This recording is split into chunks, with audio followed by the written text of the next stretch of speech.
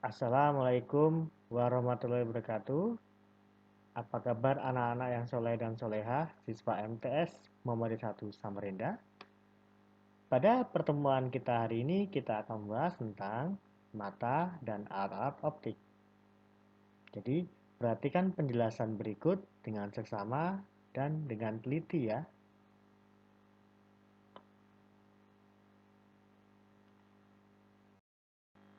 Baik, pertama kita akan membahas tentang mata dan cacat mata. Mata adalah salah satu indera penglihatan dan merupakan organ yang dapat menangkap perubahan dan perbedaan cahaya. Begitu pentingnya mata sehingga kita wajib mengetahui bagian-bagian mata sekaligus mengetahui gangguan-gangguan yang dapat dialami oleh mata sehingga kita bisa mencegah atau menghindari gangguan-gangguan yang bisa dialami oleh mata. Karena ada yang bilang mata adalah jendela dunia.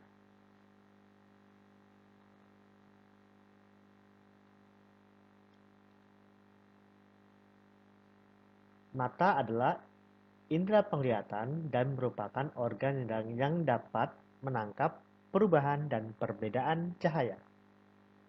Organ ini bekerja dengan cara menerima, kemudian memfokuskan, dan mentransmisikan cahaya melalui lensa untuk menghasilkan bayangan objek yang dilihatnya. Adapun bagian-bagian mata tampak pada gambar berikut. Tampak pada gambar berikut ada sklera, koroid, iris, lensa, pupil, kornea, aqueous humor, vitreous humor, retina, kornea atau bintik kuning, bintik buta, dan saraf optik yang dekat dengan atau yang nantinya akan mentransmisikan informasi yang dilihat oleh mata menuju ke otak.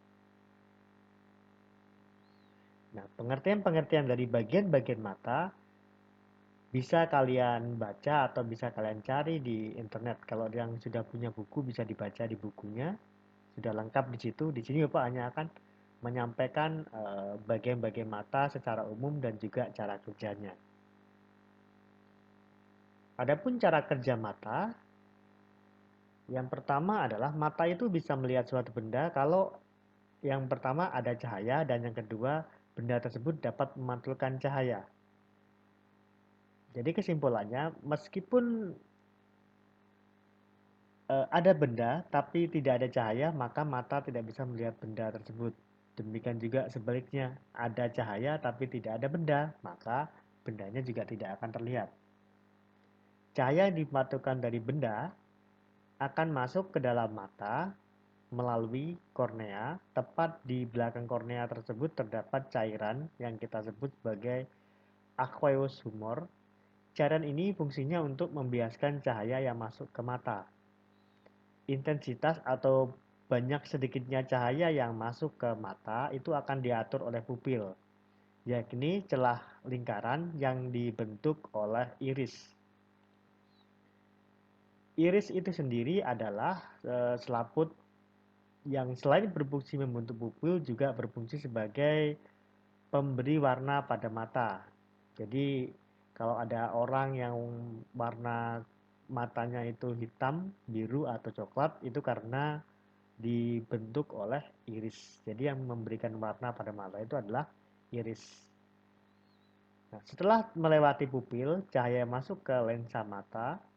Cahaya akan masuk ke lensa mata ya. Lensa mata ini fungsinya untuk membentuk bayangan nyata sehingga jatuh tepat di retina. Bayangan yang ditangkap retina sifatnya nyata dan terbalik.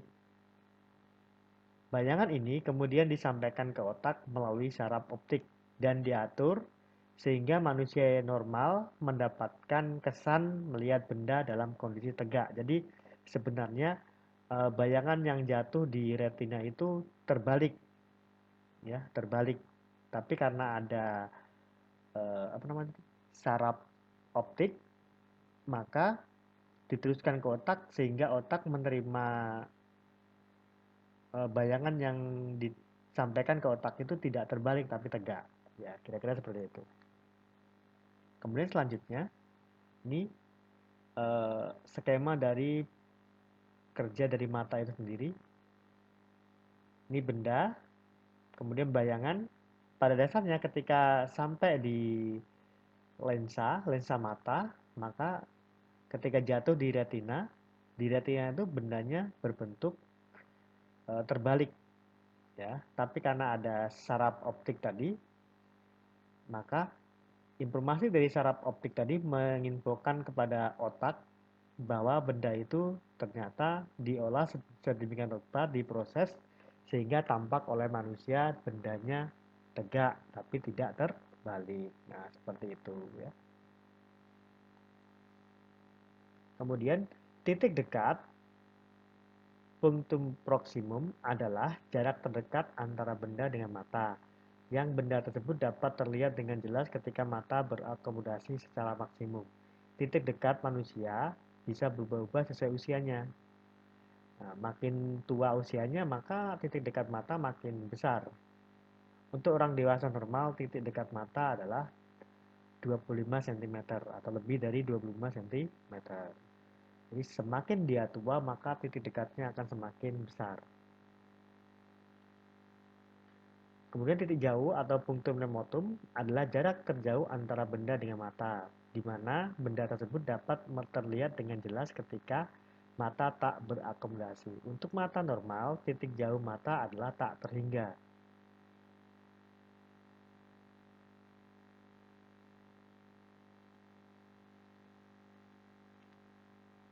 Kemudian cacat mata.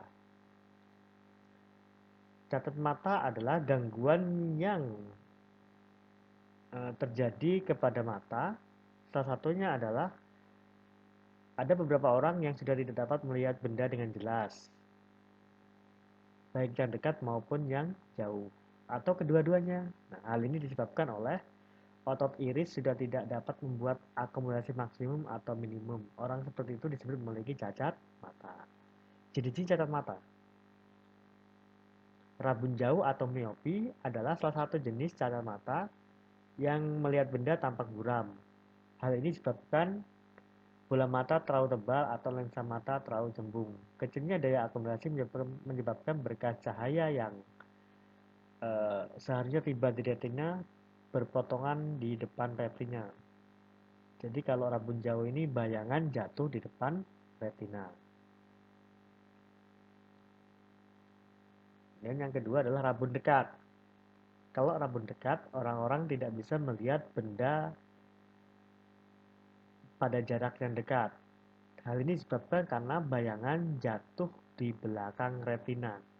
Ya, jatuh di belakang retina. Kemudian yang ketiga adalah presbiopi atau mata tua. Terjadi karena menurunnya daya akomodasi mata. Daya akomodasi mata penderita presbiopi menurun karena otot mata yang sudah melemah karena usia tua. Orang yang menderita presbiopi ini tidak dapat melihat dengan jelas benda yang letaknya jauh maupun dekat. Nah, sekarang cara mengatasinya.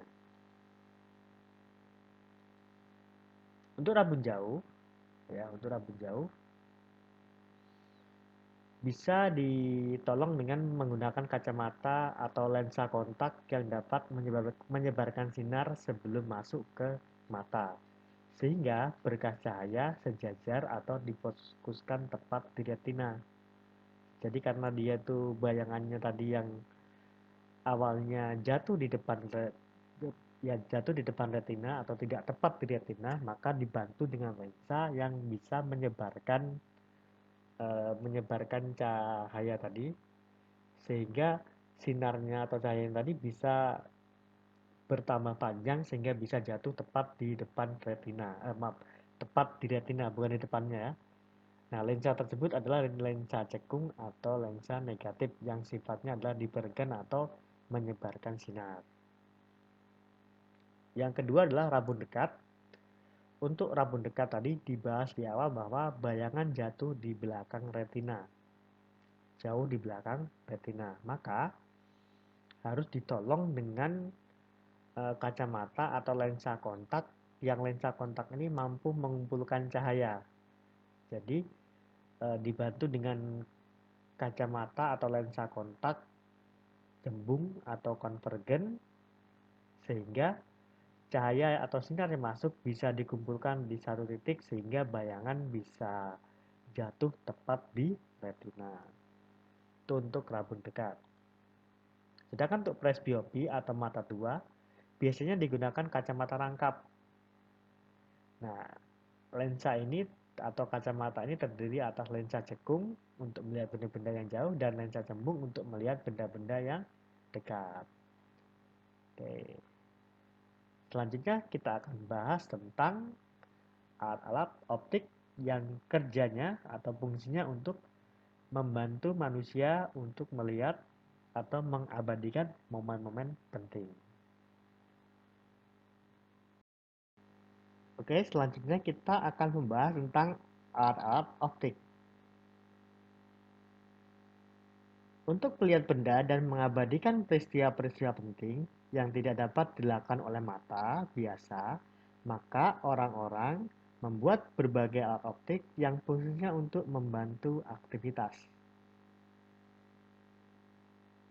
Apa saja alat optik tersebut? Yang pertama adalah kamera. Kamera adalah salah satu alat optik karena kamera memanfaatkan lensa untuk membantu proses pembentukan bayangan pada kamera. Kamera biasanya dipakai atau digunakan untuk merekam gambar, merekam video pada objek, tempat, atau peristiwa penting seperti traveling, kemudian kegiatan wisuda, kemudian pengambilan piala ketika menang lomba, kemudian pernikahan, dan lain sebagainya.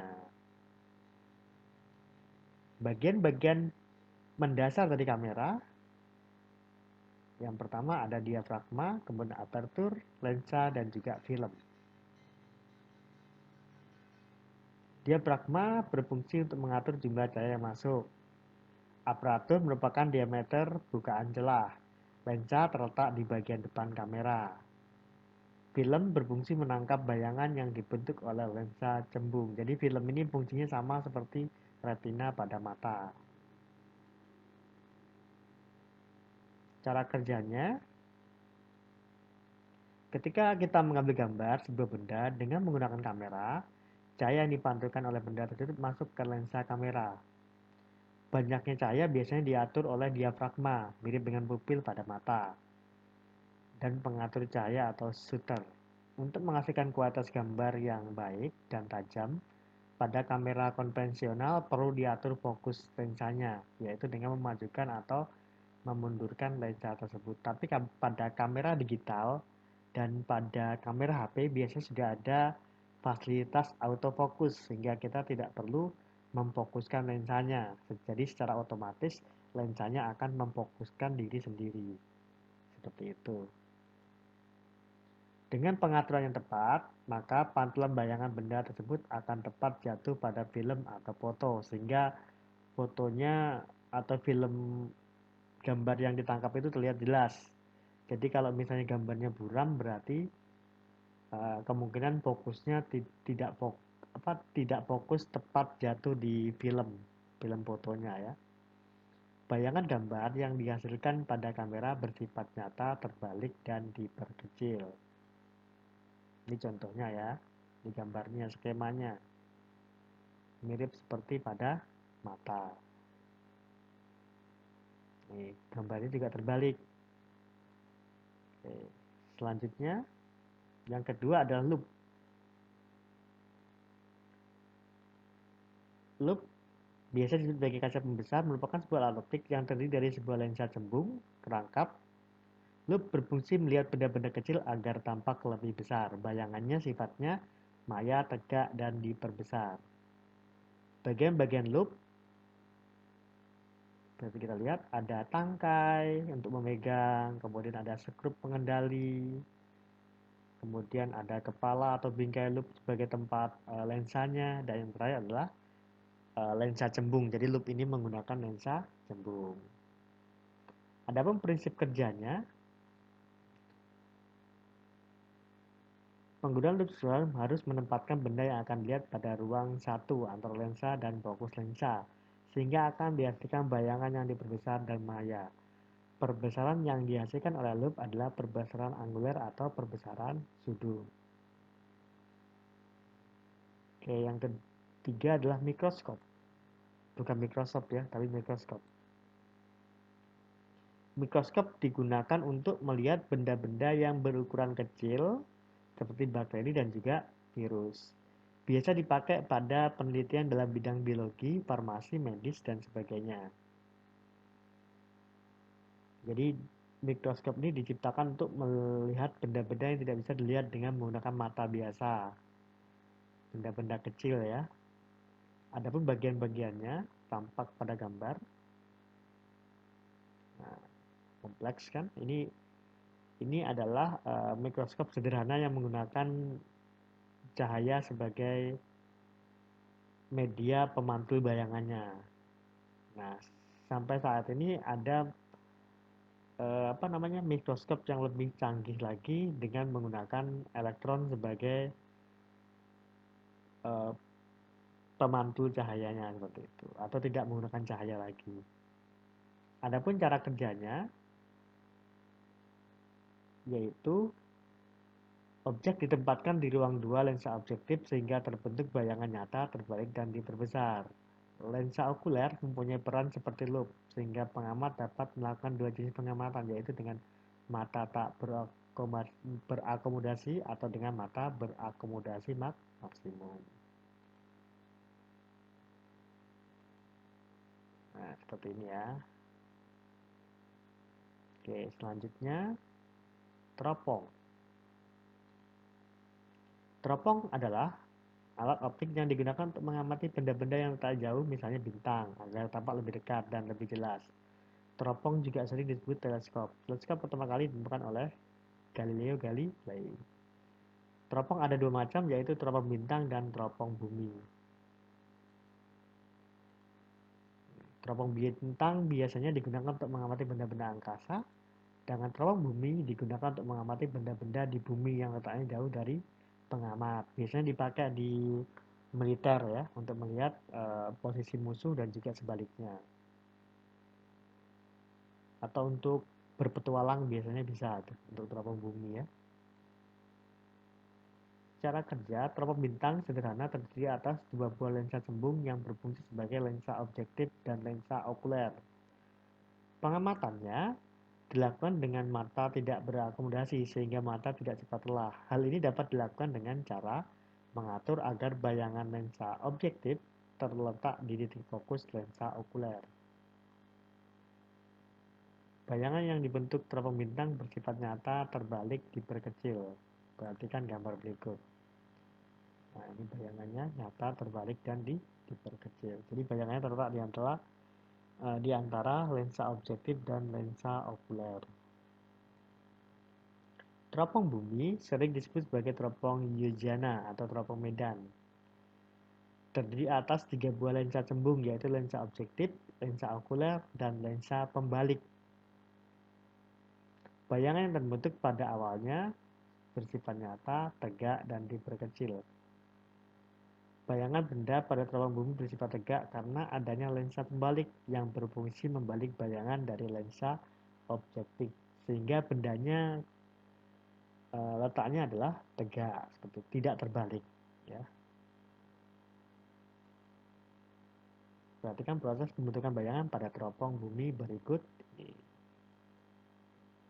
Nah, ini lensanya, ini lensa objektif, lensa okuler, dan lensa pembalik, sehingga bendanya kelihatan tegak, tidak terbalik. Oke, mungkin itu aja pertemuan pada hari ini. Minggu depan kita akan bahas tentang bab di buku kelas 3 atau buku kelas 9. Mohon maaf jika ada kekurangan. Kurang lebihnya Bapak mohon maaf.